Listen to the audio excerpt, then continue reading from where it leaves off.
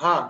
हाँ जी। और एक सवाल है, हितेशक्य की हम्म। तरफ से है ये सवाल कि क्या रूस, चीन, जापान, कोरिया, ऑस्ट्रेलिया, इसराइल भी जूरी कोड की वजह से ही विकसित और शक्तिशाली है क्या?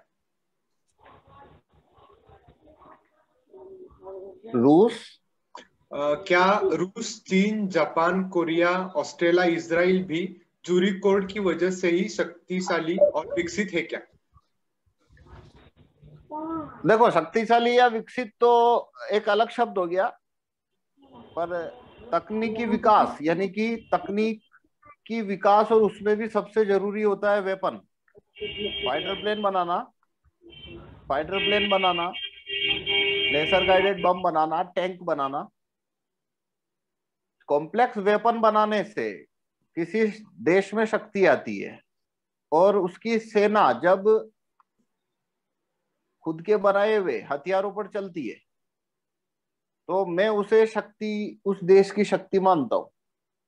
तो जैसे अभी आपने बोला साउथ कोरिया, तो साउथ कोरिया कोई मतलब शक्तिशाली देश नहीं है मेरे नजरिए में, क्योंकि उसके पास में कुछ नहीं है, वो वेपन वेपन बनाना जानता नहीं है ज्यादा।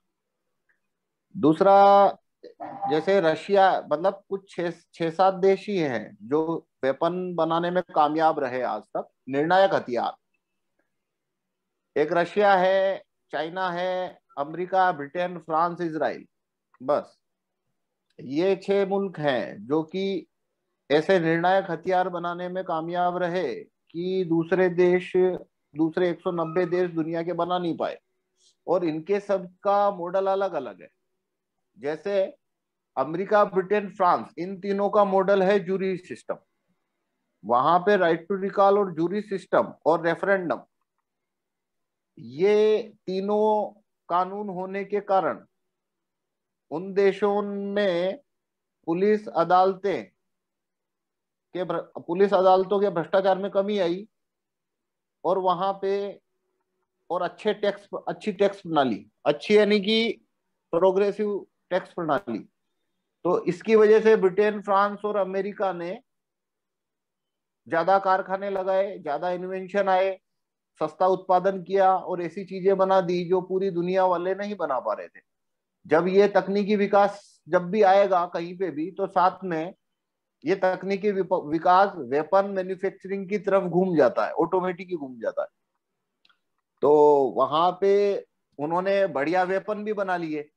जब उन्होंने बढ़िया वेपन बना लिए तो उन्होंने दूसरे मुल्क टेक ओवर करने शुरू किए, वहां के मिनरल लूटने शुरू किए, बैंक खोल दिए, और ये पूरा सर्कस शुरू हो गया, और उनके पास ऐसी कमांडर।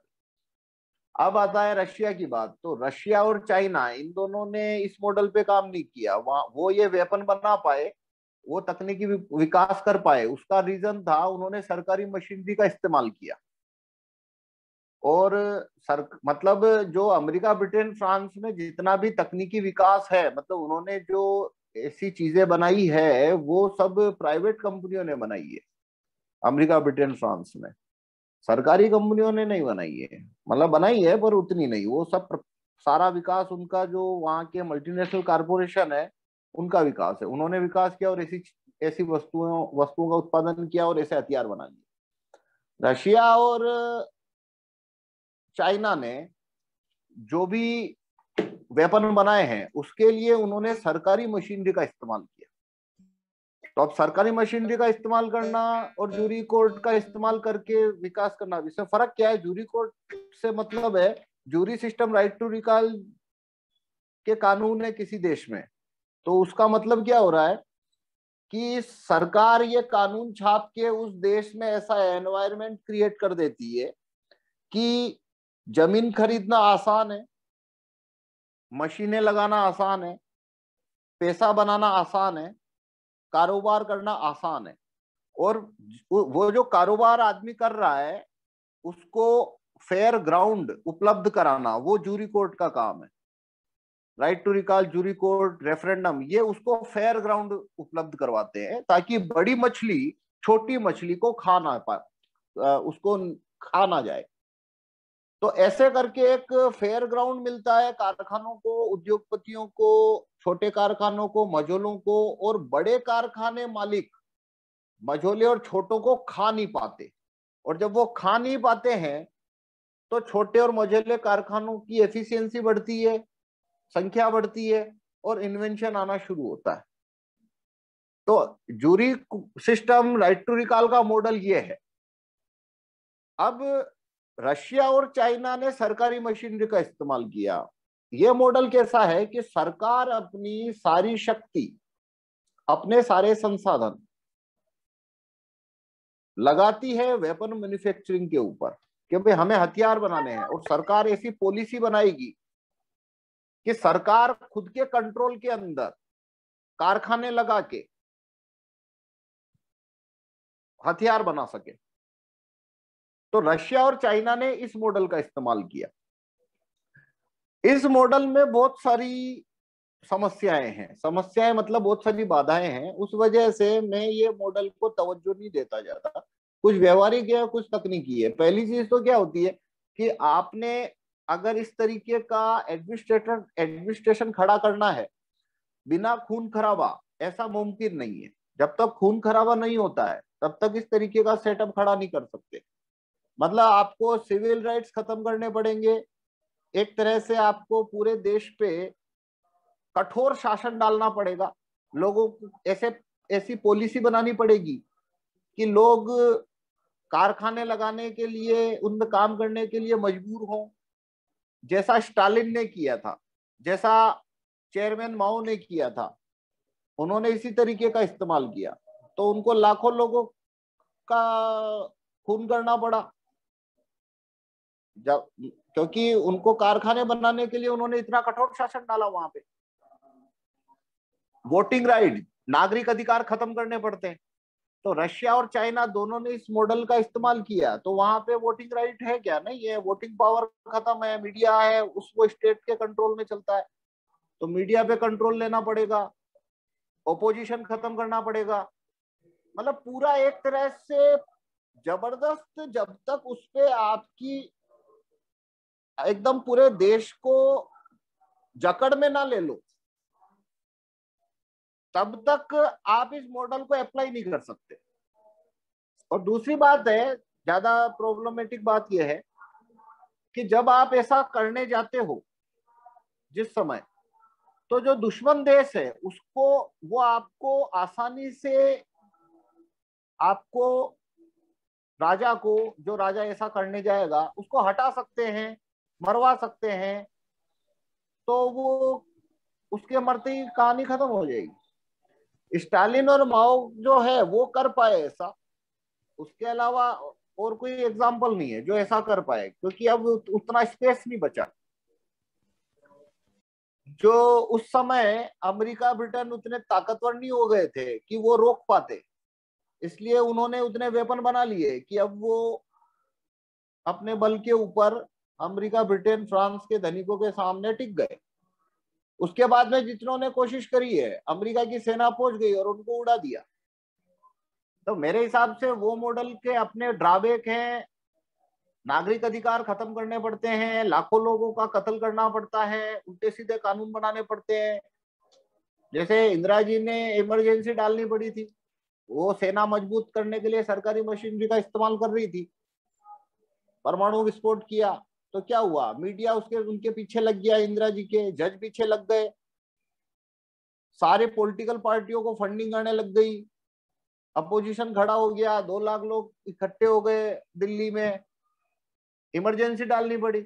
जजों ने इंदिरा जी को चुनाव लड़ने से रोक दिया, बैन लगा दिया, तो उनको सुप्रीम कोर्ट, हाई कोर्ट पे ताले लगवाने पड़े, मीडिया पे सेंसर डालना पड़ा। तो ऐसे गाड़ी कब तक चलाओगे? 2 साल चलाई उन्होंने। 2 साल बाद में क्या हुआ? उन्होंने देखा यहाँ तो विद्रोह हो जाएगा, तो उन्होंने क्या किया? उन्होंने इमरजेंसी हटा ली, तो बस वापस गाड़ी रुक गई। तो ये मॉडल एक तरह से बहुत, मतलब इसमें दमन भी आता है, सिविल राइट्स खत्म होते हैं। इस तरीके से ये मॉडल जो है मैं उसको कमजोर मानता हूं, मतलब लागू किए जाने वाला मॉडल है।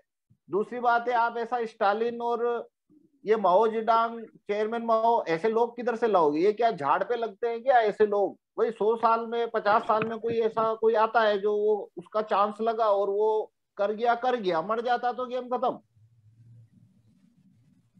जबकि jury system, right to recall वाला मॉडल क्या है? ये ग्रेजुअली आगे से आगे अपना इम्प्रोवाइज होता रहता है, काम करता रहता है, क्योंकि इसके अंदर कोई एक सरकारी मशीनरी, कोई एक मसीहा वाला नेता और उसका कोई 10-20 हजार लोगों का स्टाफ वेपन बनाने पे दम नहीं लगा रहा है, पूरी कंट्री दम लगा रही है। हर आदमी अपने स्तर के ऊपर काम कर रहा है, तो उसको रोकना, उसको तोड़ना बहुत मुश्किल है। तो इसलिए अमेरिका, ब्रिटेन, फ्रांस है, वो लगातार तकनीकी विकास में वो आगे निकलते गए, निकलते गए, निकलते गए। कोई भी राष्ट्रपति आओ, कोई फर्क ही नहीं पड़ रहा, कोई राष्ट्रपति के होने से तो कोई मतलब ही नहीं है। अच्छा पवन जी, हम्म। एक बात पूछनी है, मैं डिस्कनेक्ट हो गया था। आपने ये बताया कि मतलब हथियार निर्माण में आत्मनिर्भर बने रूस और चीन, तो ये हमको ये पढ़ाया गया है कि मतलब वो एक कम्युनिस्ट रिवॉल्यूशन था, तो कम्युनिज्म की विचारधारा वे लोग लेकर आना चाहते थे, लेनिन। और वो जो लोग भगवान को मानते थे, जो क्रिश्चियनिटी में मानते थे, जो इस्लाम में मानते थे, उनको जबरदस्ती लाखों करोड़ों लोगों को मरवा दिया गया, ये प्रूव करने के लिए। डॉक्यूमेंट्री में मतलब मैंने ये देखा, ये प्रूव करने के लिए कि भाई आप नास्तिक हो तो ही ठीक है, यदि भगवान ने मानते तो आपका भगवान आपको बचाने नहीं आएगा, क्योंकि हम आपको मार रहे हैं, क्योंकि देखो भगवान ये नहीं सब होता है। तो देखो ये सब तो किताबों की बातें हैं क्या, उससे कुछ होता नहीं है। देखो जार जो था उसने रोथशाइल्ड को, रोकोफेलर को घुसने नहीं दिया रशिया में, ठीक है, मिनरल खोदने के लिए।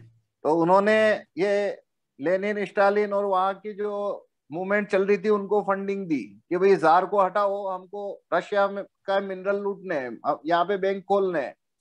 तो उसके बैंक और मिनरल, उसके बैंक नहीं खोलने दे रहा, उसका बाजार वो नहीं खोल रहे थे, तो उन्होंने जार को हटाने के लिए इसको फंडिंग किया। पर प्रॉब्लम क्या हुई, जब भी बोल्शेविक क्रांति हुई और उसको हटा दिया जार को उन्होंने, और लेनिन और स्टालिन ने टेक ओवर किया, तो इन्होंने यू टर्न ले लिया।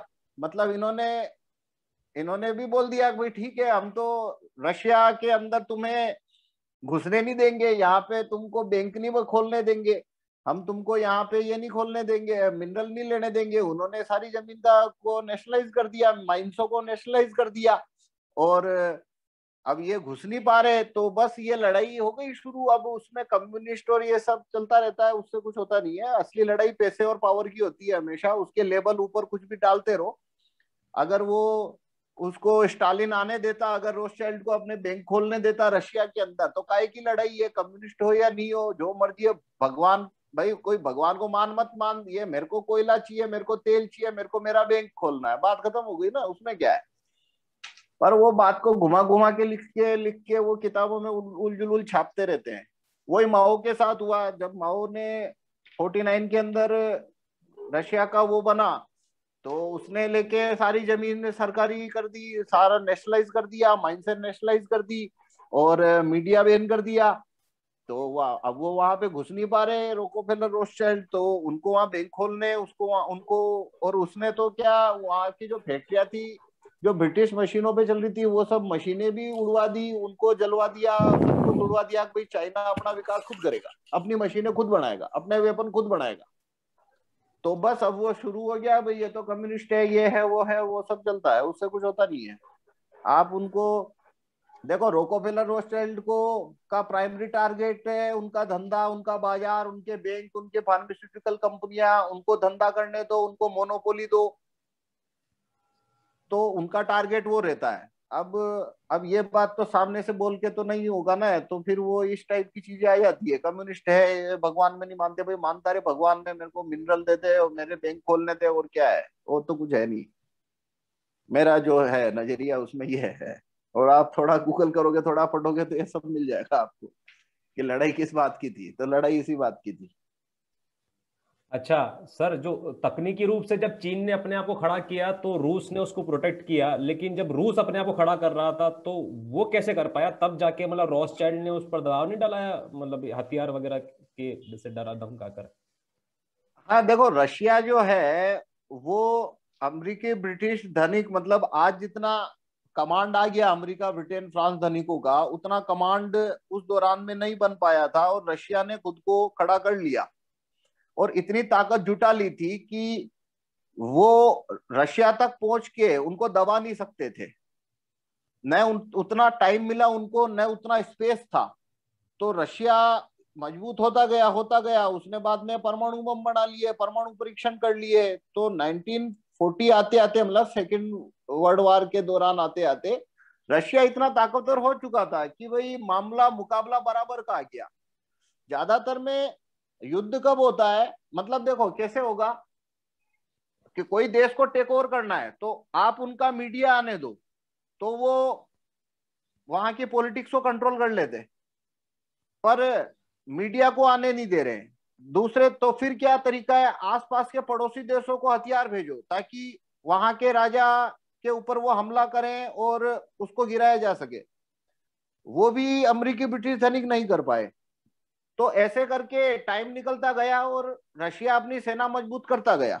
और स्टालिन ने काफी, मतलब मजबूती के साथ में ये स्टैंड ले रखे थे। तो बस वो टाइम निकल गया और वो वेपन उतने बन गए। और जब एक बार इतना हथियार बना ले कोई देश कि अब अगर लड़ाई हुई तो 19-20 की ताकत का अंतर है, तो फिर लड़ाई नहीं हो सकती। तो पूरा कोल्ड वार, मतलब अमेरिका ब्रिटिश और फ्रेंच सैनिकों ने जो अपना सीरियस प्रयास शुरू किया द्वितीय विश्व युद्ध के बाद में, तो वो 40 साल इसी उधेड़बुन में चले गए। क्योंकि रशिया जो है वो, उसकी सेना इतनी मजबूत वो बना चुका था कि अब अमेरिका और ब्रिटेन या फ्रांस उसके ऊपर हमला करते हैं तो नुकसान इधर भी उतना ही हो जाएगा जितना रशिया का हो जाएगा। तो बस युद्ध इसलिए नहीं हो पाया अब। और वो रशिया से इस कोल्ड वार में उलझा रहा। तब तक जो माओ था उसने भी अपने आप को खड़ा कर लिया, उसने भी ये न्यूक्लियर पावर हो गया, बम फोड़ दिए, मिसाइलें बना दी, ये सब रशिया ने भी कर लिया। तो ये जो पूरा ब्लॉक था, मतलब Russia, China, north Korea, south Korea, Vietnam, ये पूरे ब्लॉक के अंदर रशिया खड़ा हो गया। 1940-45 तक रशिया खड़ा हो गया, 50 तक। और तभी अगले 15 साल में चाइना खड़ा होने लग गया। 1980 तक चाइना खड़ा हो गया। उधर 10 साल उसके वियतनाम ने वोट कर दिए अमेरिका के। तो और इधर से नॉर्थ कोरिया खड़ा हो गया। तो ये तीनों उसके कंट्रोल से निकल गए क्योंकि इन्होंने इतने हथियार बना लिए। अमेरिका या ब्रिटिश है, कहीं पे देश में घुसने का उनके पास रूट क्या है? उनके पास दो ही रूट है, या तो मीडिया से घुसेंगे या फिर सेना लेके घुसेंगे। तो मीडिया से वो घुसते, वो काम माओ ने, ये क्रुश्चेव ने, स्टालिन ने, इन्होंने होने नहीं दिया। क्योंकि इन्होंने बोला भाई डेमोक्रेसी वोमोक्रेसी कुछ नहीं है, मीडिया हमारा रहेगा, वोटिंग वोटिंग कुछ नहीं है, हम देश चला रहे हैं, तुम मस्त रहो। तो ये सिस्टम बना के रखा था। तो वो अंदर से तो घुस नहीं पाए कारोबार के नाम से, मीडिया के नाम से। और सेना से वो इनको तोड़ पाए, वो मौका आता तब तक वो इतने ताकतवर हो गए थे अब तुम्हारा भी नुकसान उतना ही होगा। तो ऐसे करके ये दोनों मुल्क निकल गए उनके हाथ से। और बाद में जब WTO के माध्यम से चाइना में घुसना चाहता था अमेरिका, तो चाइना ने उनको धमकाया कि भाई अभी अगर तुम हम पे ज्यादा दबाव बनाओगे तो ठीक है, हम ये परमाणु मिसाइल की टेक्नोलॉजी ईरान को दे देंगे।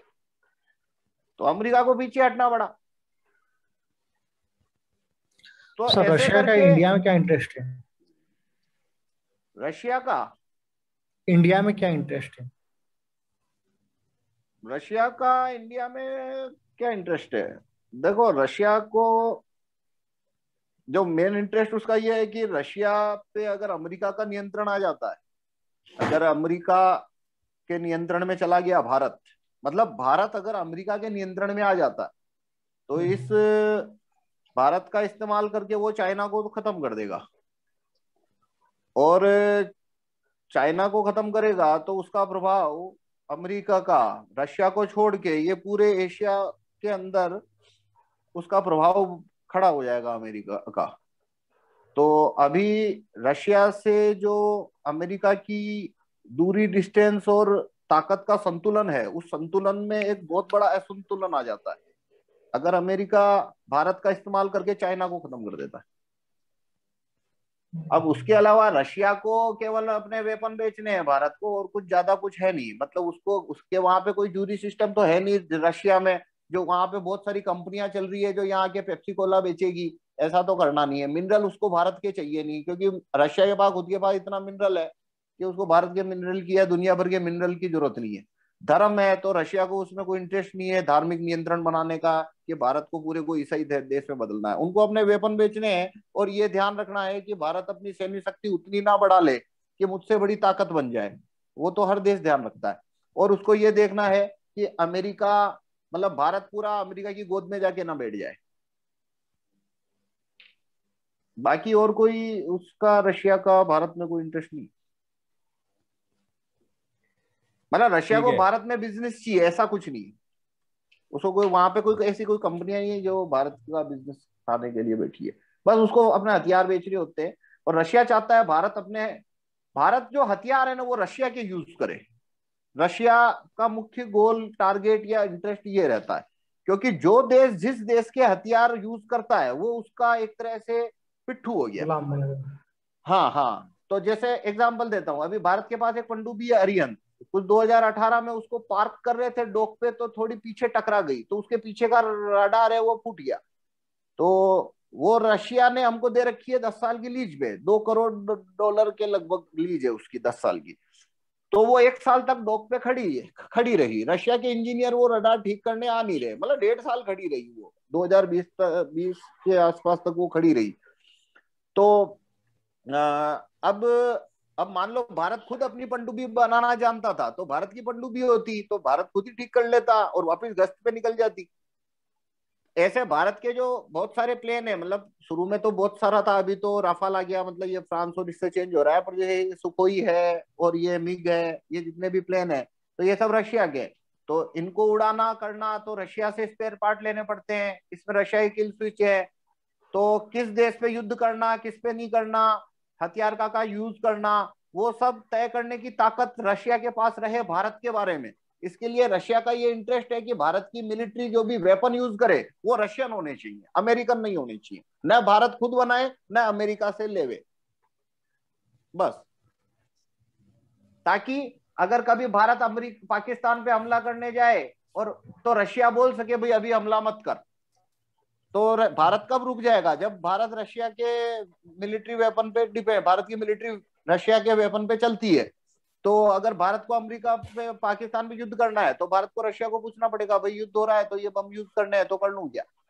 या भारत का चाइना से युद्ध होता है तो, और अगर भारत की मिलिट्री पूरी रशिया के वेपन पे डिपेंड है तो भारत को चाइना से, रशिया से पूछना पड़ेगा भाई चाइना का क्या करना है, हमको युद्ध करना है, वेपन दोगे नहीं दोगे। क्योंकि रशिया बोल देगा ठीक है हम तो वेपन नहीं दे रहे, तो फिर भारत को समझौता करना पड़ेगा, युद्ध नहीं कर सकता ना। तो रशिया का इंटरेस्ट उतना ही है भारत में कि भारत रशिया के वेपन यूज करे, American, France, British weapon use ना करे।